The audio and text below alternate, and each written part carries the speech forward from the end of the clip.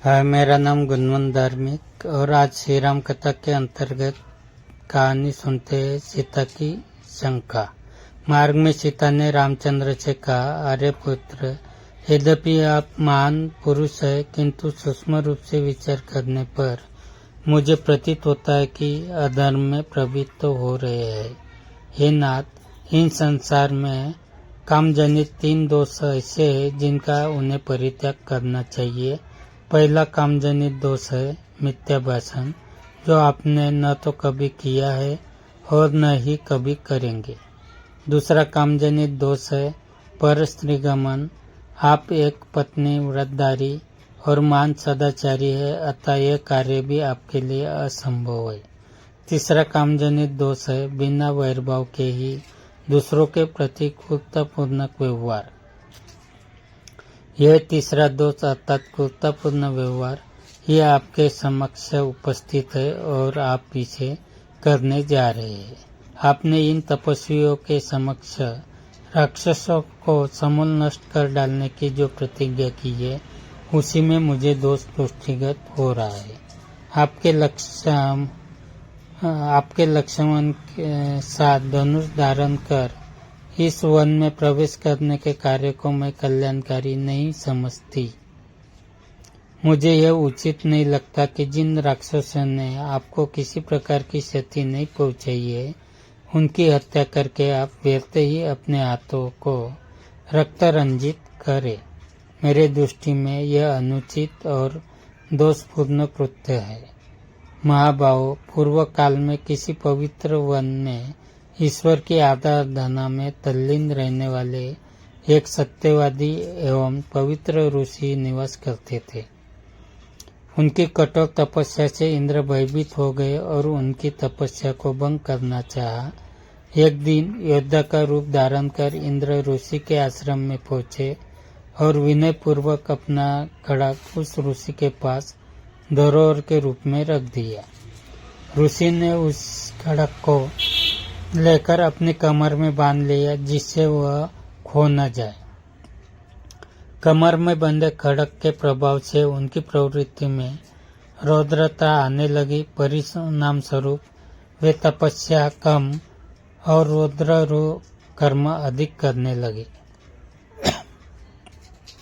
हे स्वामी, शस्त्र और अग्नि की संगति एक सा स्वभाव दिखाने वाली होती है। आपकी यह भीषण प्रतिज्ञा और आप दोनों भाइयों का निरंतर धनुष उठाए फिरना आप लोगों के लिए कल्याणकारी नहीं है। आपको उन निर्दोष राक्षसों की हत्या नहीं करनी चाहिए जिनका आपके प्रति कोई बैरभाव नहीं है। बिना शत्रु के किसी की हत्या करना लोक में निंदा का कारण बनती है। हे नाथ, आप ही सोचिए, कहा वन का शांत तपस्वी अहिंसामय जीवन और कहा शस्त्र संचालन, कहा तपस्या और कहा निरीह प्राणियों की हत्या। ये परस्पर विरोधी बातें हैं। आपने वन में आकर तपस्वी का जीवन अपनाया है, इसीलिए उसी का पालन कीजिए। सनातन नियम यही है कि बुद्धिमान लोग कष्ट सहकर भी अपने धर्म की साधना करते हैं। मैं नारी सुलभ सफलता के कारण ही मैं आपको धर्म का ये उपदेश दे रही हूँ, अन्यथा किसमें सामर्थ्य है जो आपको धर्म का उपदेश दे। सीता के वचनों को सुनकर राम बोले, सीते, जो कुछ तुमने कहा है वह सर्वथा उचित है। मेरे कल्याण की दृष्टि से ही तुमने ये बात कही है, किंतु हम लोगों के धनुष धारण करने का एकमात्र प्रयोजन आर्यों की रक्षा करना है। वहाँ निवास करने वाले ऋषि मुनियों और तपस्वी राक्षसों के कारण अत्यंत दुखी है। वे उनसे अपनी रक्षा चाहते हैं और इसके लिए उन्होंने शरणागत होकर मुझसे प्रार्थना की है। उनकी रक्षा के लिए ही मैंने प्रतिज्ञा की है। क्षत्रिय का धर्म है कि असहाय और दुखियों की रक्षा करना। ऋषि मुनि और ब्राह्मणों की सेवा तो मेरा कर्तव्य है, फिर मैं तो उन्हें वचन भी दे चुका हूँ। क्या तुम्हारे विचार से यह उचित है कि मैं उस प्रतिज्ञा को भंग कर दूं? तुम यह कदापि नहीं चाहोगी कि मैं प्रतिज्ञा भंग करके झूठा कहलाऊं, क्योंकि तुम जानती हो कि सत्य मुझे प्राणों से भी प्रिय है और अपनी प्रतिज्ञा का पालन करने के लिए तुम्हारा और लक्ष्मण का परित्याग भी कर सकता हूँ। मैं अपने प्राण का त्याग कर सकता हूँ, किंतु अपनी प्रतिज्ञा को मिथ्या सिद्धांत नहीं होने दे सकता। फिर भी जो कुछ तुमने कहा उससे मैं बहुत प्रसन्न हूँ।